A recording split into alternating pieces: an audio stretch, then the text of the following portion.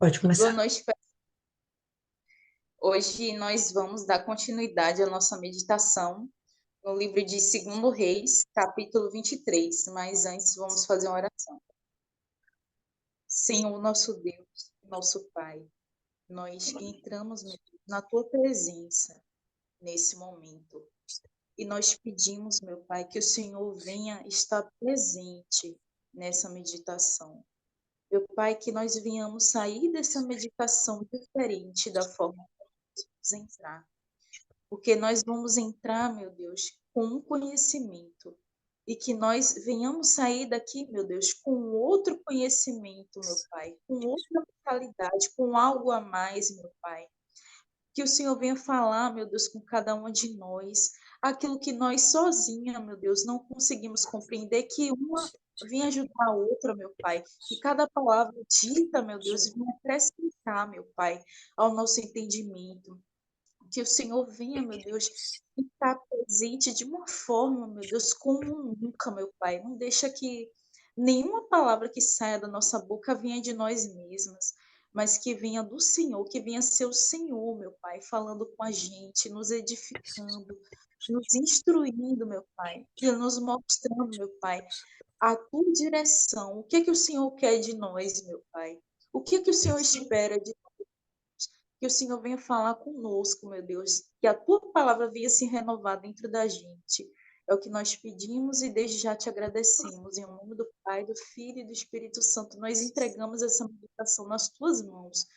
Amém. Graças a Deus. É. Vamos lá.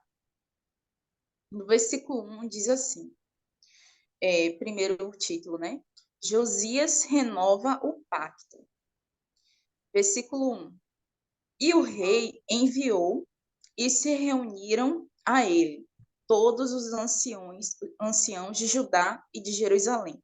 Bom, antes da gente continuar, é bom a gente recapitular, né? Josias, ele teve o entendimento dado por Deus, né? Ele conseguiu a visão espiritual dele e do povo. E ele chamou o povo para fazer um pacto com Deus, tá? E é isso que a gente vai ver agora nesse livro, tá? Nesse capítulo. No versículo 2 diz o seguinte: E o rei subiu à casa do Senhor, e todos os homens de Judá, e com ele todos os habitantes de Jerusalém, e os sacerdotes, e os profetas, e todo o povo, tantos os pequenos como os grandes. E ele leu aos seus ouvidos todas as palavras do livro do pacto que fora achado na casa do Senhor. E aí eu já queria fazer a primeira observação, né? O rei Josias demonstrava humildade e disposição para fazer o que deveria ser feito, o que a ocasião pedia. Conosco não pode ser diferente. Se sabemos o que temos que fazer pela nossa vida espiritual e não fazemos, não estamos apenas pecando, mas nos afastando do propósito de Deus para nossas vidas. E alguém quer acrescentar alguma coisa já desse segundo versículo? Eu não tenho notebook, então não consigo ver todas. Alguém pode dizer sim ou não? Por Não? enquanto, por enquanto ninguém, Martiane, pode seguir em frente. No versículo 3 diz o seguinte: E o rei se pôs de pé junto a um pilar e fez um pacto diante do Senhor para andarem segundo o Senhor e para guardarem os seus mandamentos e os seus testemunhos e os seus estatutos de todo o seu coração e de toda a sua alma, para cumprirem as palavras deste pacto que estavam escritas neste livro. E todo o povo apoiou este pacto. E aí eu fiz uma outra observação. Eu fiz muitas observações, então eu vou parar muito, tá? A observação que eu fiz foi a seguinte: por que o rei fez o pacto junto a um pilar?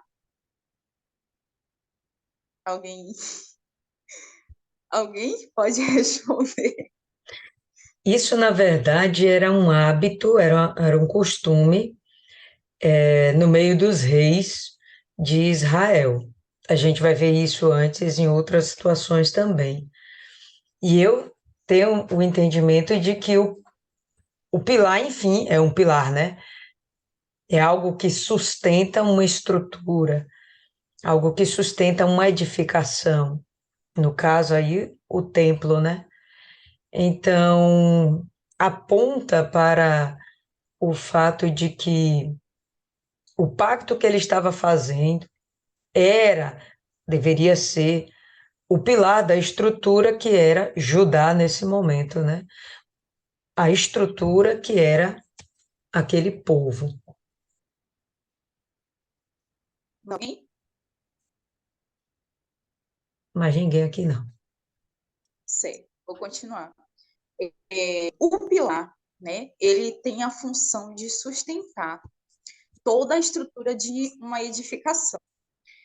E simbolicamente, ele estava se colocando, ele estava colocando a sua vida ali naquele momento. Eu vejo dessa forma, como um pilar, né? Fisicamente, um pilar, ele deve estar unido ao alicerce para estar de pé, né? E espiritualmente, devemos estar ligados ao alicerce, né? Ao fundamento que é o Senhor Jesus.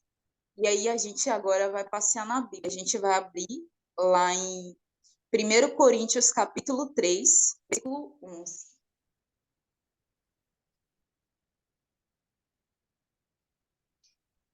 1 Coríntios capítulo 3, versículo 11. Diz o seguinte: porque nenhum outro fundamento pode alguém lançar além do que já está posto, o qual é Jesus Cristo. E agora a gente vai lá no livro de Deuteronômio, capítulo 10.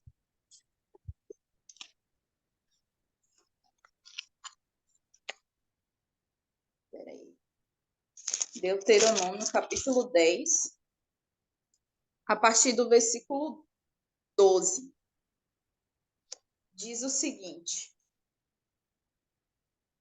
agora, Israel, o que o Senhor teu Deus exige de ti, apenas que temas ao Senhor teu Deus, que ande em todos os seus caminhos e que o ames, e que sirvas ao Senhor teu Deus com todo o teu coração e com toda a tua alma.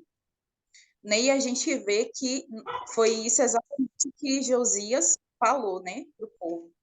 E no capítulo 30, ainda de Deuteronômio, só para acrescentar,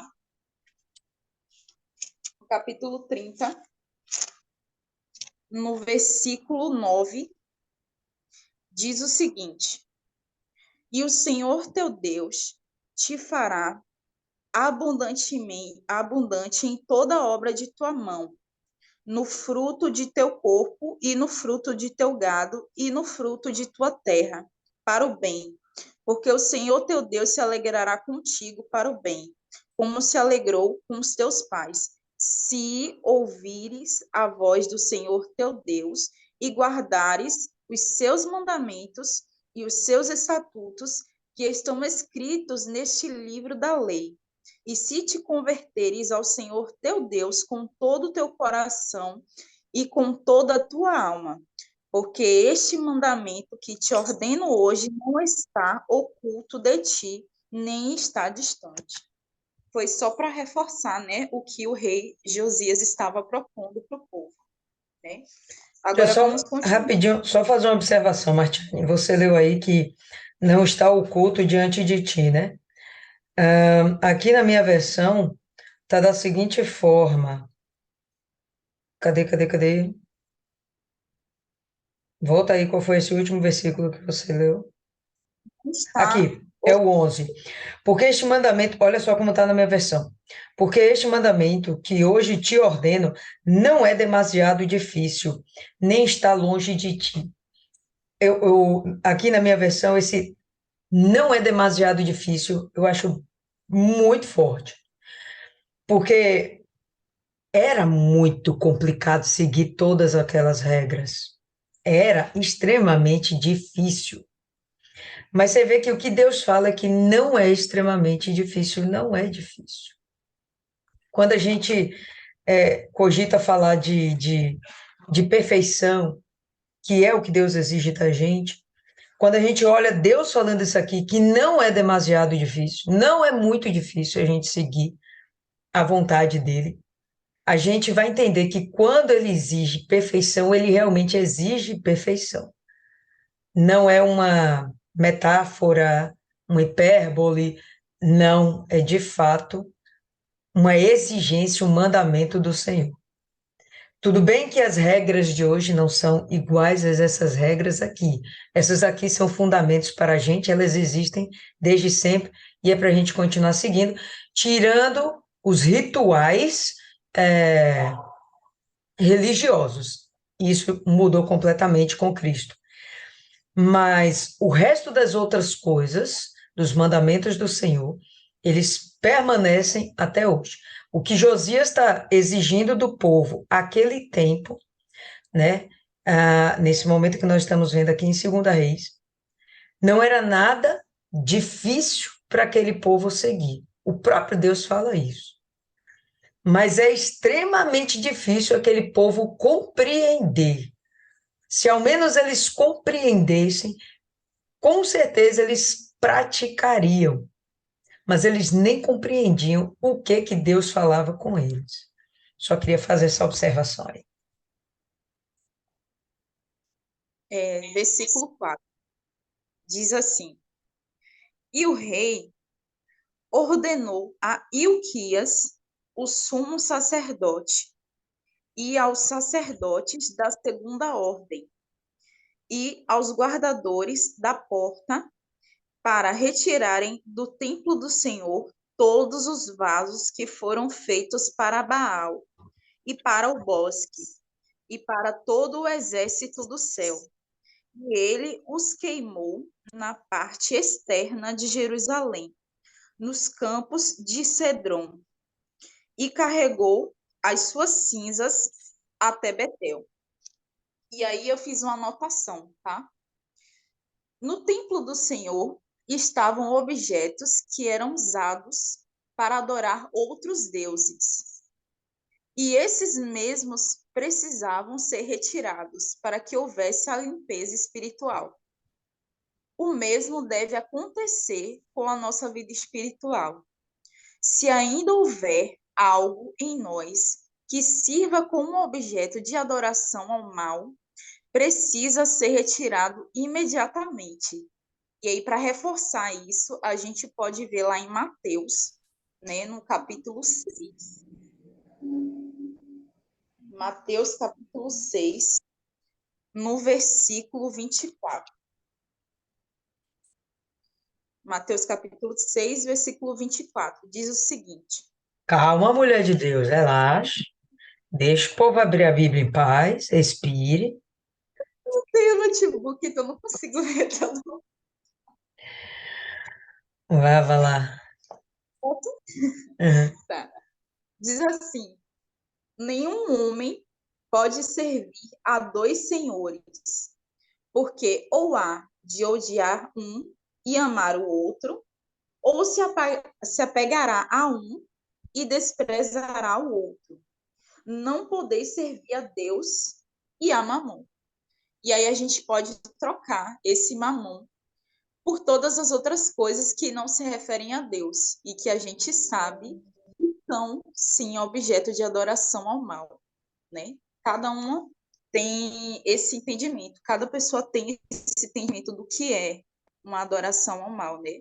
O que é que a gente, como que a gente adora a Deus e como que a gente desagrada a Ele, né? Então, se a gente não está agradando, a gente com certeza está desagradando alguém, a gente vai estar agradando. Se a gente não agrada a Deus, a gente vai estar agradando o mal. Essa é a verdade. E vamos continuar. Deixa eu fazer aqui só uma observação também, antes que você siga adiante. Quando a gente vê nesse versículo, não só nesse, desde o início desse capítulo, a gente vai ver no verso 2, ou melhor, no verso 1. E o rei enviou e se reuniram a ele todos os anciãos de Judá e de Jerusalém. Verso 2. E o rei subiu à casa do Senhor. Verso 3. E o rei se pôs de junto a um pilar. Verso 4. O rei ordenou a Ilquias. Olha só como o poder político, ele assumiu uma supremacia acima da estrutura religiosa, acima do próprio Deus. Os reis assumiam o papel do próprio Deus. Até aí tudo bem, porque o rei, quando ele estava lá, ele representava de fato a Deus. Mas aonde eu quero chegar com isso? Que os sacerdotes, eles estavam completamente apáticos diante da responsabilidade que eles tinham. E se não estivessem apáticos, pode ser essas duas possibilidades. Eles estavam com muito medo do seu rei. Não só Josias, todos os outros reis. O último rei miseravão que a gente teve foi Manassés. Amon foi miseravão também, mas ele ficou pouco tempo. Mas Manassés ficou 2 gerações, vamos dizer assim. 55 anos é tempo demais. É praticamente 2 gerações que são formadas nesse período de tempo. E essas 2 gerações foram obrigadas, 2 gerações de sacerdotes, de levitas, foram obrigadas pelo rei, pelo poder político, a não seguirem a Deus. E a gente vai ver sacerdotes completamente apáticos. Eles não assumem o protagonismo aqui em nada. Eles simplesmente seguem aquilo que o rei manda. Eu acho isso extremamente perigoso, né? Estamos em momentos, atualidade, onde o poder político se sobrepõe ao poder religioso. Hoje a gente tem um governo que diz quando você pode ter sua igreja aberta ou não. Em breve, o que você pode pregar ou não. E diante disso, que sabemos que está por vir, a gente vai ficar apático igual a esses sacerdotes, igual a esses sumos sacerdotes. A gente vai ver mais adiante, com a leitura aí do capítulo, que eles realmente não tinham nenhuma comunhão com Deus em termos de prática dentro da palavra. A gente não vê um rei fazendo o que ele está fazendo aqui no verso 3. Pegando a Bíblia, Deuteronômio, né? Pegando o livro da lei e lendo com todo o povo. Faz muito tempo que isso aqui aconteceu. Muito tempo. O último que eu me lembro aqui chamava-se Salomão. Se vocês têm a lembrança de outro, depois disso, vocês refresquem aí minha memória. Mas faz muito tempo que isso não acontece. Outros reis tentaram purificar o templo, tentaram voltar às práticas, aos rituais, mas necessariamente abrir a Bíblia e ler junto com o povo e dizer a gente vai seguir o que está escrito. Faz muito tempo que isso aconteceu dentro de Judá e dentro de Israel. E ele está promovendo isso, e ele vai obrigar, inclusive, Israel a seguir a Deus. O momento que a gente tem um Deus, ou perdão, um rei que realmente serve a Deus, a gente vai ver se cumprir aquilo que diz quando Feliz a nação cujo Deus é o Senhor, porque esse rei vai fazer com que Deus seja Senhor dessa nação. É isso que ele está fazendo no momento que ele propõe o pacto. Né? Assim que está escrito aí, né? no finalzinho do verso 3, né?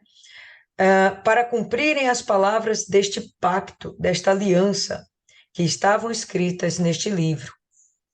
E todo o povo apoiou este pacto, esta aliança, como possa estar escrita na tua versão.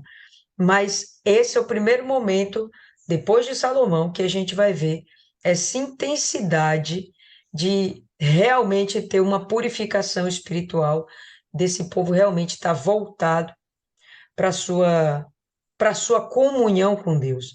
Não é só prática, não é só a religiosidade, é de fato o desenvolvimento de uma comunhão com Deus.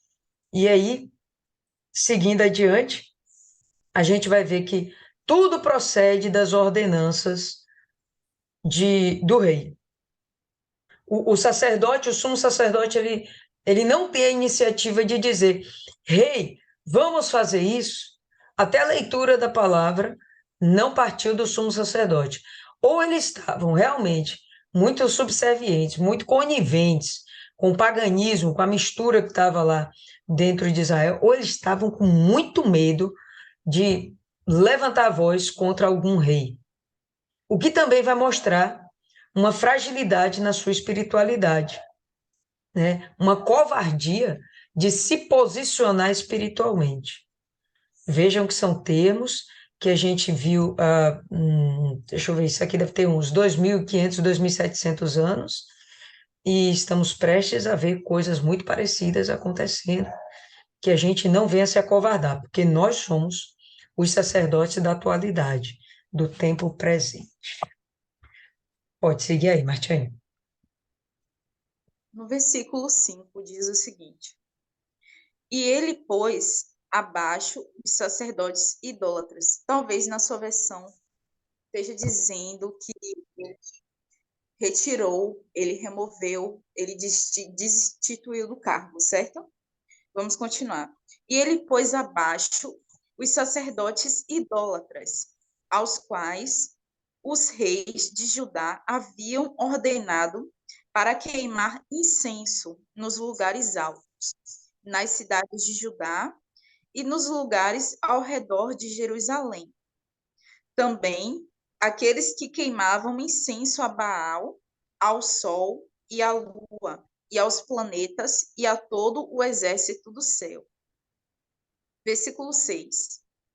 E ele retirou a árvore sagrada da casa do Senhor para fora de Jerusalém, até o ribeiro de Cedron, e a queimou junto ao ribeiro de Cedron, e a triturou até virar pó.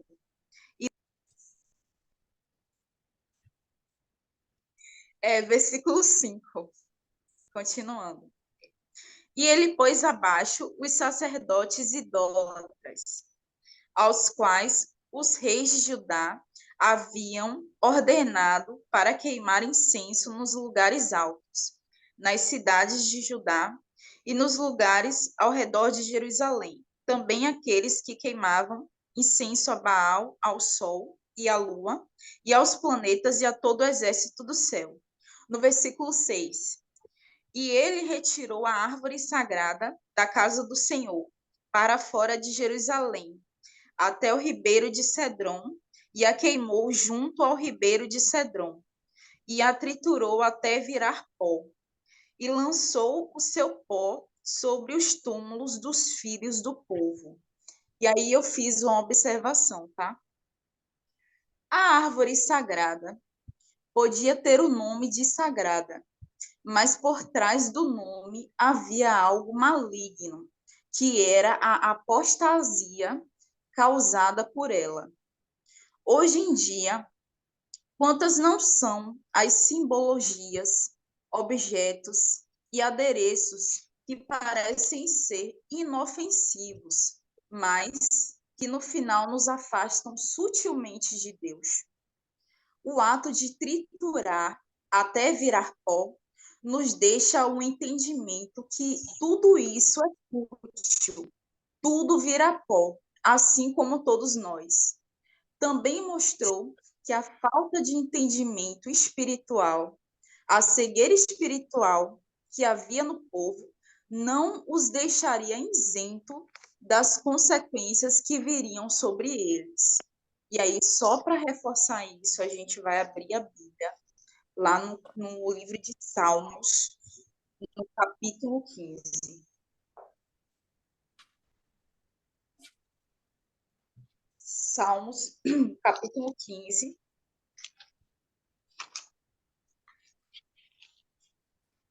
no versículo 4.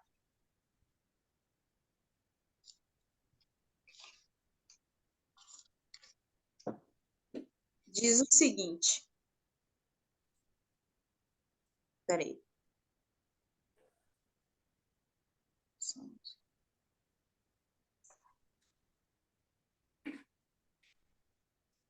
Peraí.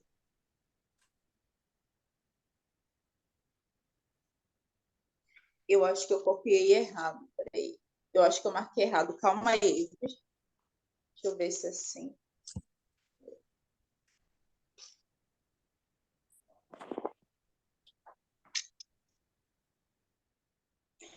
Ah, sim. É 115. Salmo 115. Salmo 115.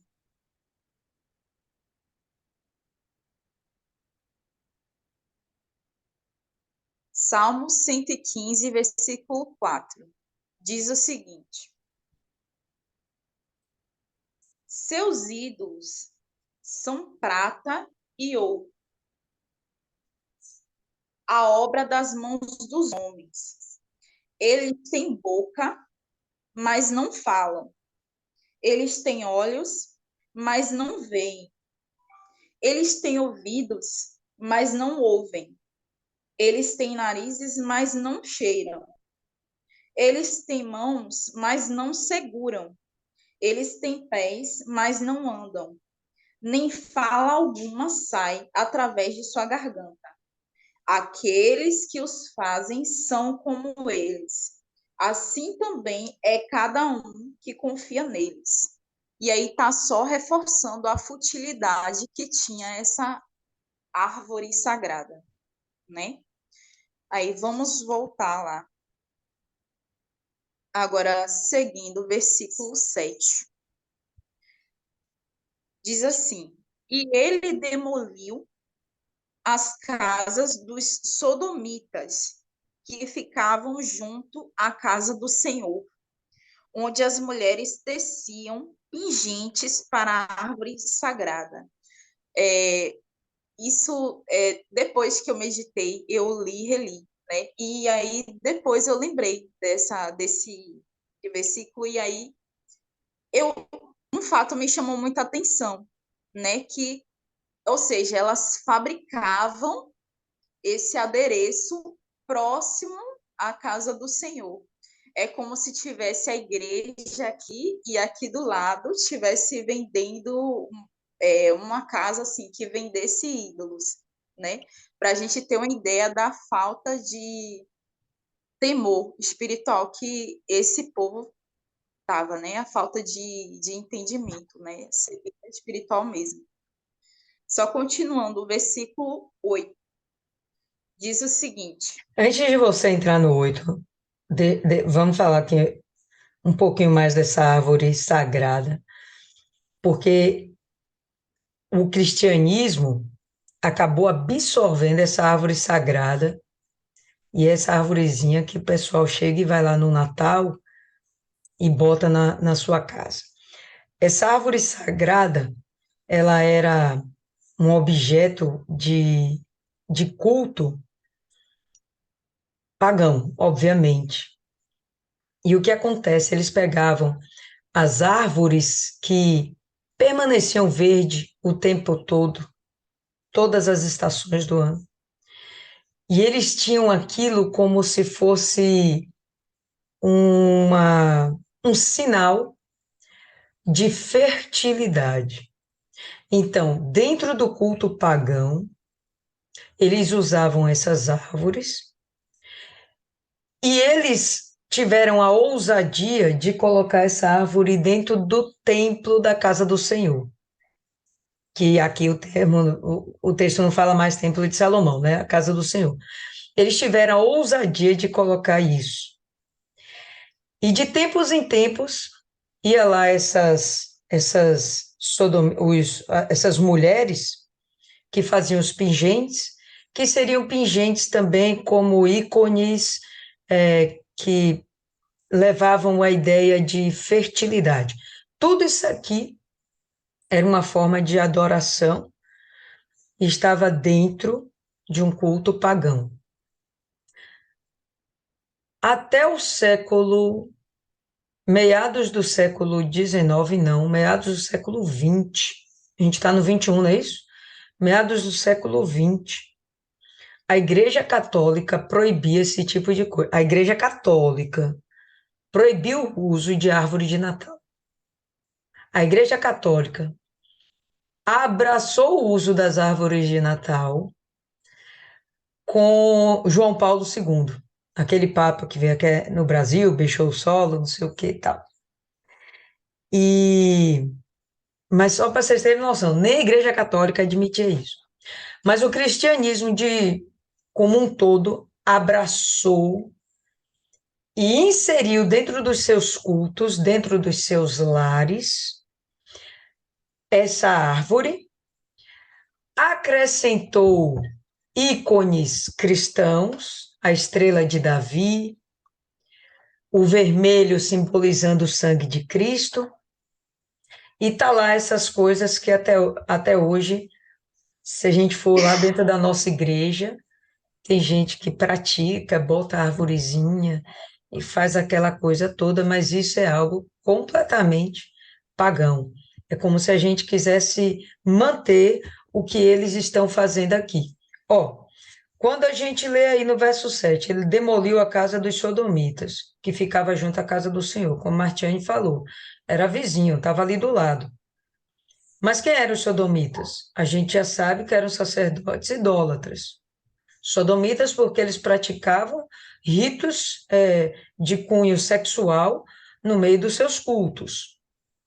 Mas eles estavam lá dentro da casa do Senhor, praticando toda essa bagunça. E isso estava sendo tolerado pelo sumo sacerdote, pelos sacerdotes, pelos levitas. Estava tudo certo. Quando eles têm acesso à palavra de Deus, é que eles percebem, opa, tá tudo errado, vamos parar tudo. Mas quem toma a iniciativa, vou repetir, é o rei, não é o sumo sacerdote, completamente apático, sem comunhão com Deus. Quem está fazendo isso aqui é o rei, que teve aquele despertamento espiritual e está tomando essas atitudes. Mas não sei se aqui ainda tem alguém que pratica o uso de árvore de Natal. Pois bem, no solstício de inverno, solstício de verão, é essa bendita aí que o cristianismo vem abraçando, e por isso a gente vê um cristianismo hoje muito fraco, frágil, porque está extremamente contaminado com a cultura pagã. E o que a gente vai continuar lendo aí é paganismo no meio do cristianismo. Não, aqui nesse momento, né? No meio do culto a Deus. Não existia judaísmo, era o culto a Deus. A gente vai ver. Hoje a gente diria no meio do cristianismo, o culto a Deus misturado com as porcarias do mundo. Pode continuar aí. Versículo 8. E ele retirou todos os sacerdotes das cidades de Judá e profanou os lugares altos, onde os sacerdotes haviam queimado incenso, desde Geba até Berseba, e demoliu os lugares altos dos portões que estavam à entrada do portão de Josué, o governador da cidade, os quais estavam à esquerda, junto ao portão da cidade. Versículo 9. Todavia, os sacerdotes dos lugares altos não subiram ao altar do Senhor em Jerusalém, mas comeram do pão ázimo no meio dos seus irmãos. E aí eu fiz uma observação. Porque, além de não subirem ao altar, comeram pães ázimos nos meios dos irmãos. Alguém quer, vamos interagir? Por que que, além de eles não subirem ao altar, eles comeram os pães ázimos no meio dos irmãos? Essa daí eu vou querer que você me responda. Ninguém quer interagir hoje, né? É, o pessoal hoje está meio lento, está dormindo. Mas bora lá, bora lá. Porque o pão ázimo ou o pão asmo era um pão sem fermento, sem formosura, e mostrava exatamente como os sacerdotes deveriam ser simbolicamente: simples, sinceros e verdadeiros. Além disso, essa era uma direção dada por Deus para que os sacerdotes se santificassem e pudessem administrar o sacerdócio. Ou seja, foi uma forma de disciplinar, né? E a gente vai ver isso lá no livro de Êxodo, no capítulo 29.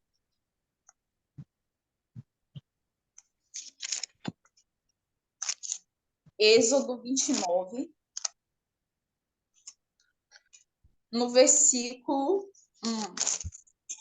1 e 2, diz o seguinte: o título, olha só o título: consagração de Arão e de seus filhos. Talvez na Bíblia já seja um pouco diferente, né? Mas está escrito assim, versículo 1: e isto é o que lhe farás para santificá-los, para que me ministrem no ofício sacerdotal. Toma um novilho e 2 carneiros sem defeito, e pão ázimo, e bolos ázimos amassados com óleo, e coscorrões ázimos untados com óleo, farinha de trigo os farás. Se a gente continuar, a gente vai ver, né, que era como posso dizer assim, não um ritual, né, mas era uma orientação dada por Deus para que houvesse santificação daqueles que estavam seguindo o sacerdócio, né? Então, pelo que eu entendi, eles não subiram ao altar porque eles não estavam aptos para isso, né? Eles não estavam com condições espirituais para isso.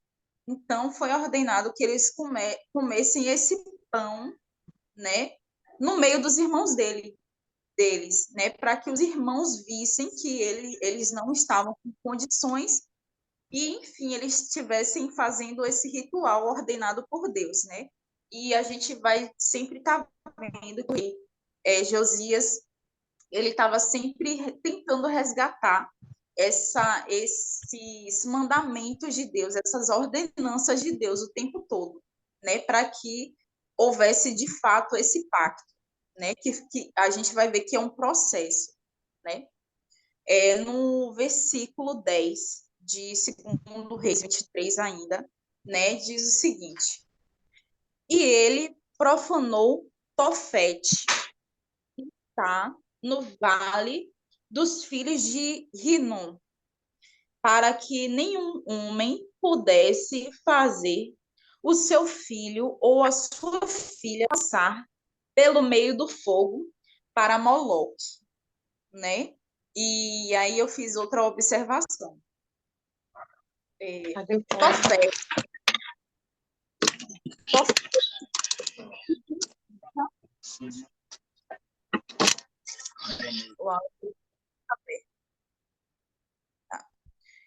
Tofete significa lugar da chama.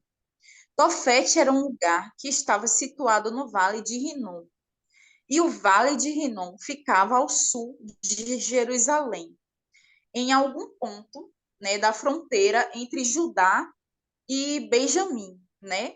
A entrada da Porta do Oleiro. Em algumas versões fala, né, sobre a Porta do Oleiro.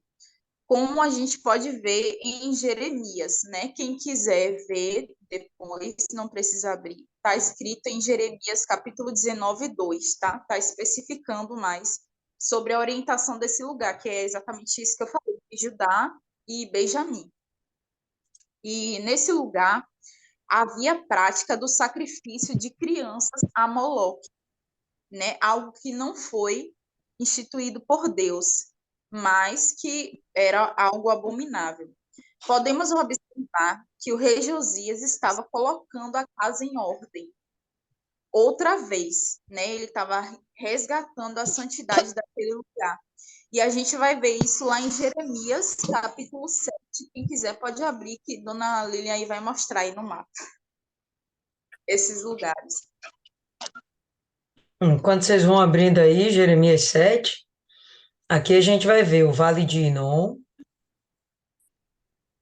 o Monte Sião, e aqui o Vale de Cedron, e o Monte Moriá, onde a gente ia ter o templo erguido. Isso aqui, pessoal, naquela época, corria de fato um rio que era intermitente. Tinha um período de chuvas e ele ficava cheio e tinha um período de seca. Essa foto é atual. Vocês vão observar aqui que tem casas aqui, tem moradias aqui, ó. E tem uma parte hoje que é seca. Isso não é à toa. Essa parte hoje não consegue mais ser irrigada porque ela está cerca de 27 metros acima do nível que ela era originalmente. Por quê?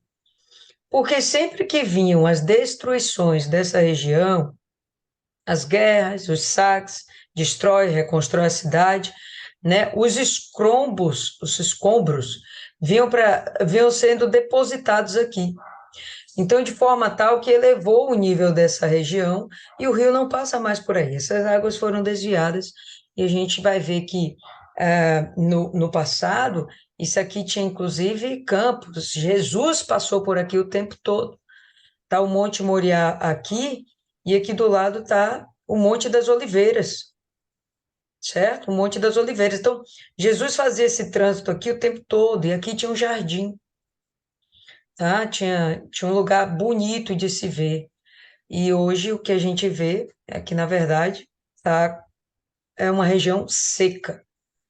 Não foi só o rei Josias que parou para queimar ídolos nessa região. Asa fez isso, Ezequias fez isso. De quando em quando, os reis que queriam fazer purificação em seu território, no templo, eles vinham e queimavam aqui a árvore, né? A bendita da árvore sagrada, ela foi queimada aqui. E de quando em quando vinha o rio, enchia, levava isso tudo, era completamente destruído. E o Vale de Non está aqui do outro lado. Então você vai perceber que a Jerusalém, o alto onde foi construído o templo, né, estava cercado de idolatria. A todo você escorregava em Jerusalém, escorregava em Judá, você caía no lugar que estava envolvido com idolatria. Continua aí, Jeremias 7. Jeremias capítulo 7, no versículo 30, diz o seguinte: porque os filhos de Judá fizeram um mal à minha vista, diz o Senhor. Eles colocaram as suas abominações na casa sobre a qual é invocado o meu nome. E eles edificaram os lugares altos de Tofete, que está no vale do filho de Rinom, para queimar os seus filhos e as suas filhas no fogo. o que eu não lhes ordenei, e nem chegou ao meu coração. E aí, se a gente ler o versículo 32, vai dar a explicação, né, do que Dona Lilian acabou de falar sobre essa parte desse lugar. Diz o seguinte: portanto, eis que os dias vêm, diz o Senhor, em que este não será mais chamado Tofete, nem o vale do filho de Renom, mas o vale da matança, pois eles enterrarão em Tofete até não haver mais lugar. E a gente vai ver, se a gente continuar lendo, a gente vai ver realmente, né, a condição desse lugar que ficou depois, nessa transformação desse lugar. Voltando do livro de Reis, no versículo 11, diz o seguinte: E ele removeu os cavalos que os reis de Judá tinham dado ao sol, à entrada da casa do Senhor, pela câmara de Natameleque, o camareiro, a qual estava aos arredores, e queimou as carruagens do sol com fogo. Versículo 12. E os altares que estavam no topo da câmara superior de Acais, os quais os reis de Judá tinham feito, e os altares que Manassés fizera nos dois pátios da casa do Senhor. O rei pôs abaixo e os demoliu dali, e lançou o seu pó no ribeiro de Cedron. Versículo 13. E os lugares altos que estavam diante de Jerusalém, os quais estavam à direita do monte da corrupção. Na sua Bíblia pode estar outro termo, né? Não corrupção, mas de destruição, né? Enfim. O qual Salomão, o rei de Israel, havia edificado para Astarote, a abominação dos sidônios, e para Quemos, a abominação dos moabitas, para Milcom, a abominação dos filhos de Amon. O rei profanou. No versículo 14, diz o seguinte: E ele quebrou em pedaços as imagens e cortou os bosques e encheu os seus lugares com os ossos de homens. E aí eu fiz uma observação, né?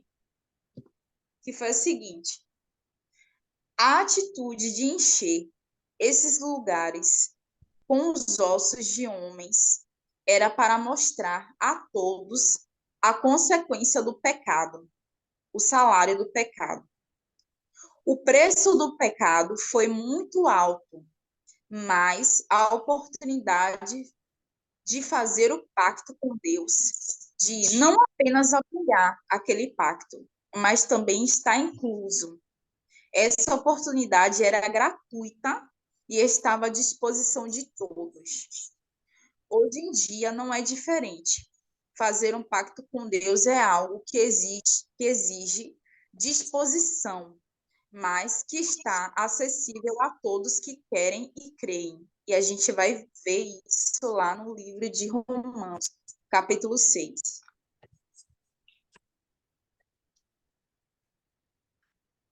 Romanos, capítulo 6,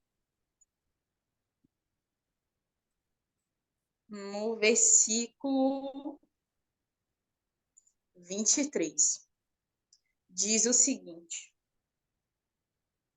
porque o salário do pecado é a morte, mas o dom de Deus é a vida eterna por Jesus Cristo, nosso Senhor. E em outras versões diz o dom gratuito de Deus, né? De graça. E vamos continuar. Eu achei isso muito, muito forte, né?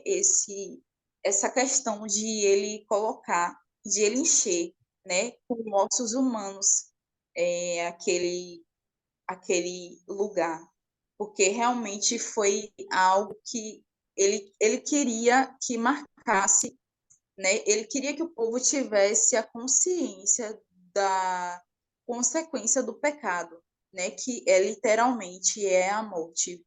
Essa é a consequência do pecado. Primeiro a morte espiritual e depois a morte física, né? E vamos continuar. No versículo 15 diz o seguinte, de Kate, tá? Além disso, o altar que estava em Betel e o lugar alto que Jeroboão, o filho de Nebate, que fez Israel pecar, até aquele altar e o lugar alto, ele os demoliu e queimou o lugar alto, e o triturou até virar pó, e queimou o bosque. E a gente vai ver, ele sempre está repetindo esse termo, até virar pó, até virar pó.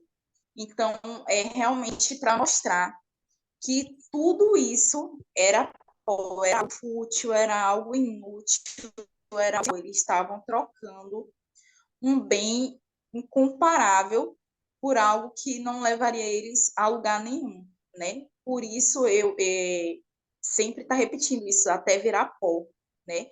Uma coisa que eles adoravam, assim, agradeciam tanto, em questão de minutos virava pó, né?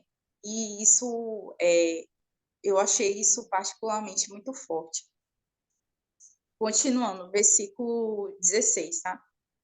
E ao se virar, Josias espionou os sepulcros que estavam ali no monte e mandou tirar os ossos dos sepulcros e os queimou sobre o altar e o contaminou, segundo a palavra do Senhor que o homem de Deus proclamou, aquele que predisse essas palavras. Versículo 17.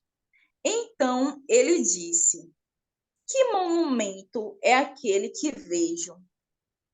E os homens da cidade lhe disseram: é o sepulcro do homem de Deus, que veio de Judá, e proclamou estas coisas que tu tens feito contra o altar de Betel. No versículo 18 diz: e ele disse: deixai-o em paz, que nenhum homem mova os seus ossos. Assim eles deixaram os seus ossos em paz, com os ossos do profeta que saiu. Observação, né? A observação que eu fiz foi a seguinte: quem era o homem de Deus que foi sepultado ali? Quem era o outro profeta sepultado com ele? E aí, Dona Lília não vale responder. Eu já ia falar que eu não ia falar. Mas alguém aqui lembra, pelo amor de Deus, alguém lembra. Fala sério. Quem era esse homem de Deus que foi sepultado ali? E quem era o outro profeta sepultado com ele? Dou-lhe uma, dou-lhe duas. A gente vai ver lá no livro de Reis, primeiro Reis, né? Está falando sobre esse homem de Deus. Primeiro Reis, capítulo 13.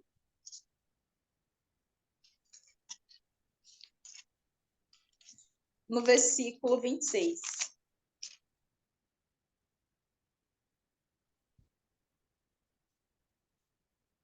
Posso ler? Pode. Certo. Diz o seguinte: e quando o profeta que o trouxe de volta do caminho ouviu acerca disso, ele disse: é o homem de Deus que foi desobediente à palavra do Senhor. Por isso, o Senhor o entregou ao leão, o qual o rasgou e o matou, segundo a palavra do Senhor, a qual ele lhe falou. E ele falou aos seus filhos, dizendo: selai-me um jumento. E eles selaram para ele. E ele foi e encontrou a sua carcaça jogada no caminho, e o jumento e o leão de pé junto à carcaça. O leão não havia comido a carcaça nem despedaçado o jumento. E o profeta tomou a carcaça do homem de Deus e a colocou sobre o jumento e a trouxe de volta. E o velho profeta veio até a cidade para prantear e sepultá-lo. E ele colocou a sua carcaça no seu próprio sepulcro e prantearam sobre ele, dizendo: Ai, meu irmão.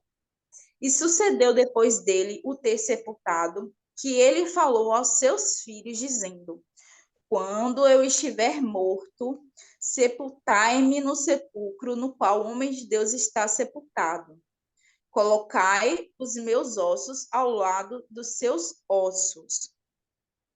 Portanto, se cumprirá o que pela palavra do Senhor clamou contra o altar em Betel e contra todas as casas dos lugares altos que estão nas cidades de Samaria. Enfim, a gente viu que era nada mais, nada menos do que o homem de Deus e o profeta velho, tá? Esses ossos aqui que o rei Josias não deixou que tocassem, né? E vamos continuar no versículo 19. Diz o seguinte: E também todas as casas dos lugares altos que estavam nas cidades de Samaria, as quais os reis de Israel haviam feito para provocar o Senhor a ira, Josias removeu e fez a eles segundo todos os atos que ele havia feito em Betel. E matou todos os sacerdotes dos lugares altos que estavam ali sobre os altares, e queimou ossos de homens sobre eles, e retornou a Jerusalém.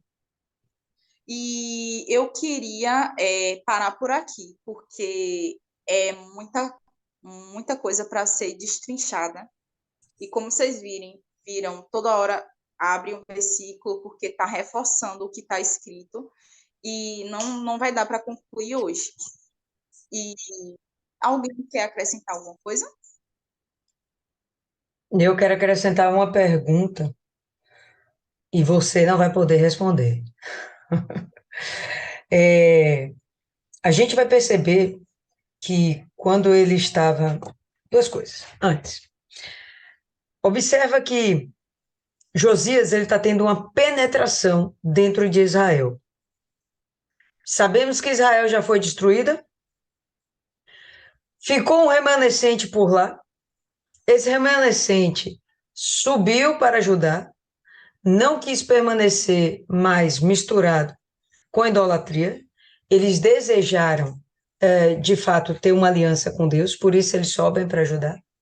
Mas alguns continuam ali pelas cercanias, pelas redondezas, dentro dos limites de Israel, que atualmente está sendo dominado pela Assíria. Lembra disso? Eles estão vivendo o jugo assírio. No momento que eles estão, esse momento em que Josias está conseguindo penetrar na Síria, é o momento onde a Assíria está perdendo força. Por quê? Porque tem uma outra nação se levantando com extrema força, que é a Babilônia. Então, enquanto a Síria está tendo outras diversas guerras e batalhas com outras nações, incluindo a Babilônia, essa fronteira entre Judá e Israel está fragilizada, dando a oportunidade de Josias penetrar nessas fronteiras e fazer essa limpeza espiritual, essa reforma religiosa dentro de Israel, até os limites onde ele pode alcançar, e cuidando daquele povo como um só povo, cuidando do povo de Israel remanescente. Vamos lembrar que o povo de Israel foi arrancado de suas terras e lançado para outras terras, e vieram outros povos e ficaram na região de Israel. Mas tinha um povo lá ainda e tinha um remanescente. Quantas pessoas seriam isso, pessoal? Difícil, o texto não fala, tá? Eu procurei algumas coisas, mas é muito complicado mensurar o tamanho do remanescente. Mas existia algum lá que estavam submetidos agora a Judá, e eles aceitavam essa sujeição, por quê? Porque, enfim, eram irmãos. Eles aceitam essa sujeição e se permitem serem cuidados por Josias. E Josias aproveita a oportunidade em que a Síria está enfraquecida nessa região. Ok? Definido isso, a gente vai observar que os sacerdotes que existiam em Jerusalém, eles foram tratados de uma forma mais cortês. Lembra? A gente vai aí no verso 8 e a gente vai ter o seguinte: ele retirou todos os sacerdotes das cidades de Judá. Que sacerdotes eram esses? E profanou os lugares altos, onde os sacerdotes haviam queimado incenso, desde Geba até Berseba, demoliu os lugares altos dos portões que estavam à entrada do portão de Josué. Por quê que ele não saiu matando geral, como ele está fazendo com os sacerdotes que estão em Israel, que estão lá nos seus limites de Betel? Quem poderia sinalizar? Porque com um ele foi compassivo, com o outro ele foi extremamente rígido. Pode arriscar aí, pessoal.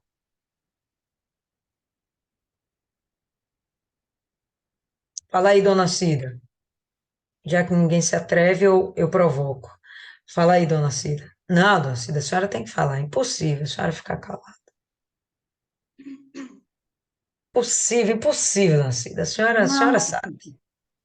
não. Sei não, Leonardo. Toda bela, diga aí, toda bela.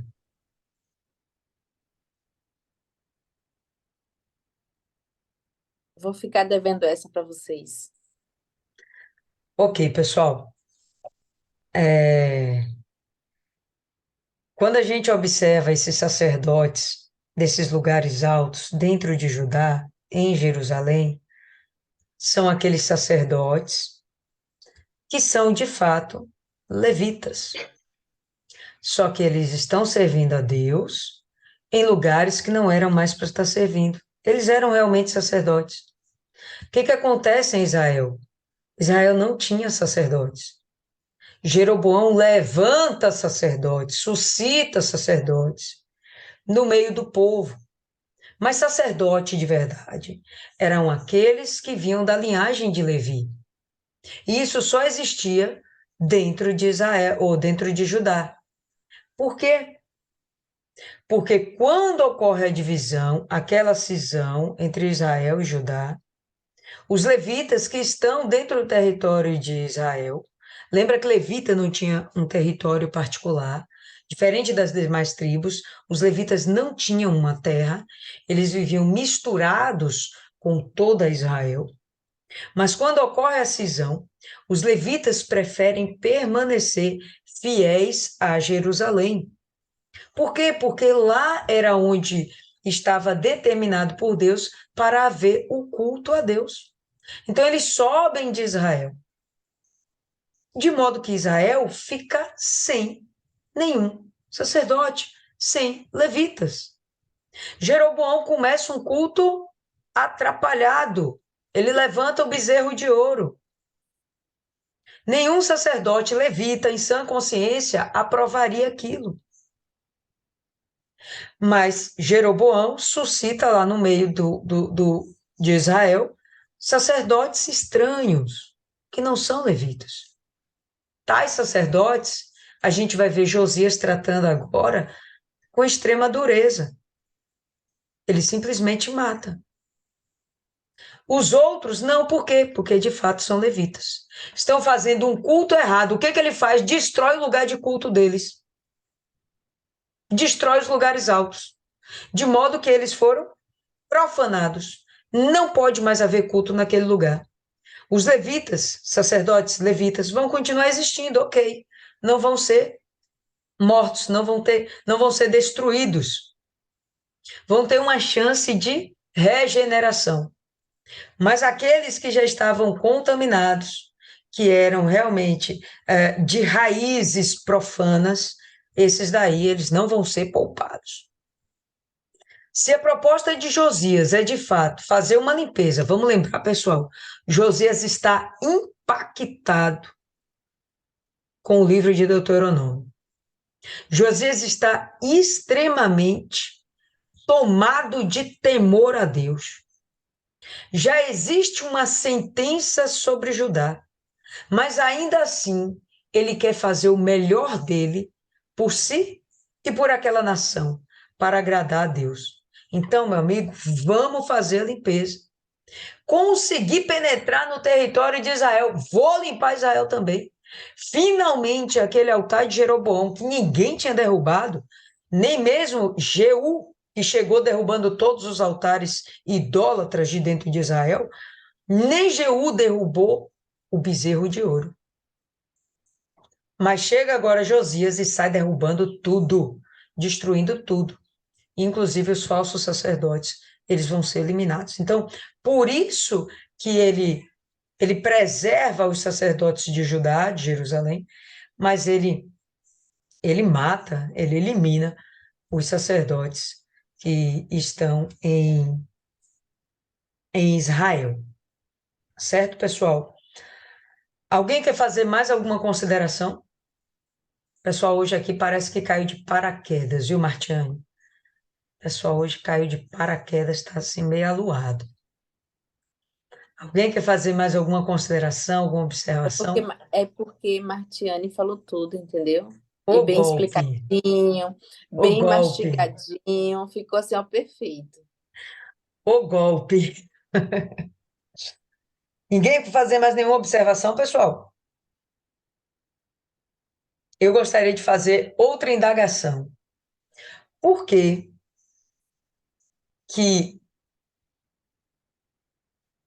Deus tem esse cuidado, esse zelo com os restos mortais daqueles profetas? Tanto o profeta novo, que acabou errando e se descaminhando, como até o profeta velho, que em algum momento acaba se convertendo. Por que que Deus tem esse cuidado com os restos mortais desses dois homens?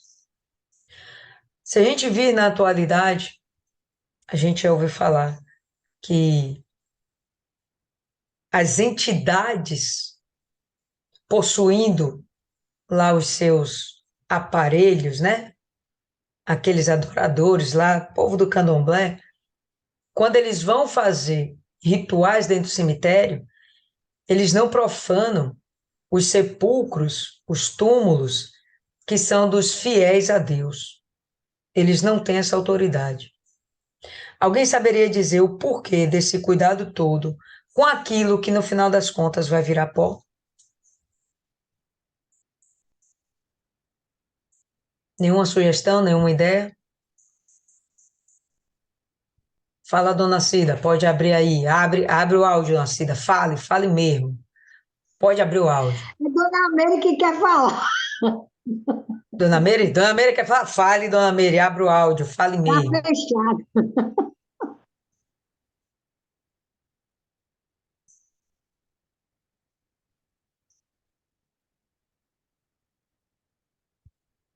Fala aí, dona Meire.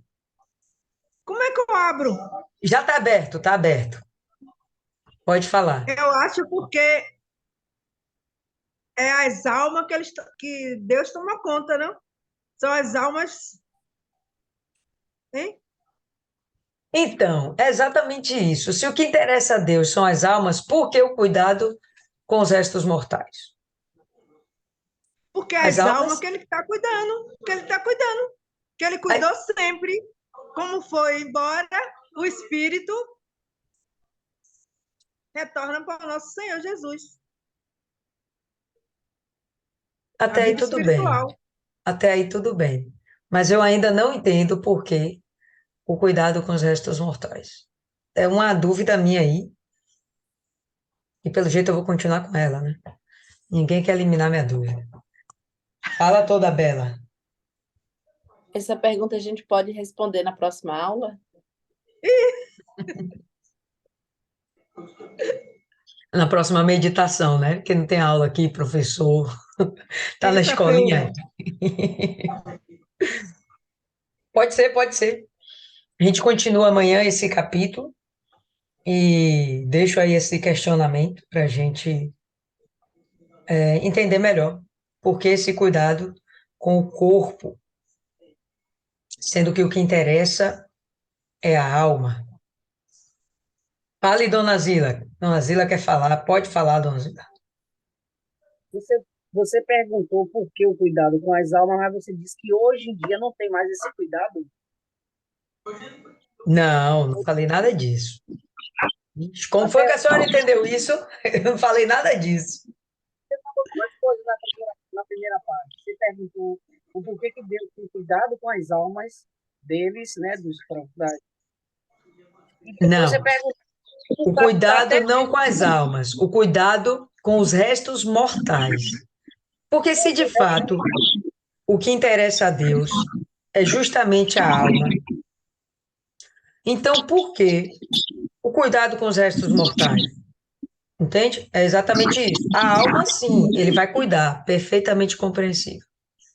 Mas os restos mortais? com essa pergunta na minha cabeça, e por que também Deus brigou, o anjo de Deus brigou com Satanás pelo Pelo corpo de corpo de Moisés. Moisés. Aí eu entendi você dizer que agora, depois de Jesus, não tem mais isso.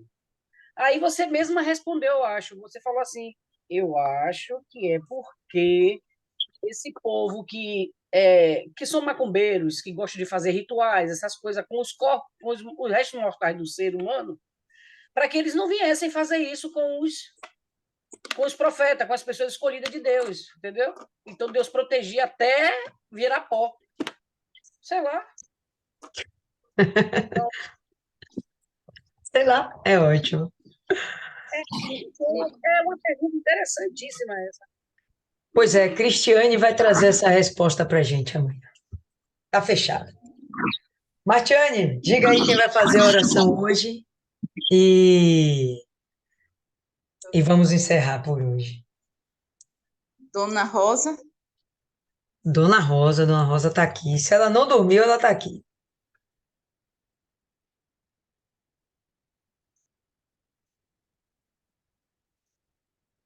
Sei não, viu? Rosa dormiu. Dormiu não, dormiu não. Ô, glória a Deus. Eu aqui toda descachimbada hoje, meu Deus, só o pó. Então eu nem liguei a câmera, me escondido. Mas vamos lá, eu tava tentando, não dormi não. Caí, depois levantei aqui, que deu um probleminha. Mas Show de vamos orar. bola. Vamos. Senhor nosso Deus, em nome de Jesus, nós agradecemos ao Senhor por mais essa oportunidade de estarmos aqui, sendo esclarecido da tua palavra, buscando ao Senhor, deixando esse momento nas nossas vidas de meditar nas coisas do Senhor e abrir a nossa mente. Nós agradecemos ao Senhor também pela vida de cada um aqui, que o Senhor conhece nossas lutas, nosso caminhar, conhece o nosso íntimo, sabe tudo o que precisamos. E hoje eu quero deixar aqui ao Senhor toda a minha gratidão por tudo que o Senhor tem feito, por chegarmos até aqui, pela vida de cada uma delas, por tudo que nós temos enfrentado, que não é para nos destruir, mas para glorificar o teu nome através de um testemunho. Toma nossa família nas tuas mãos.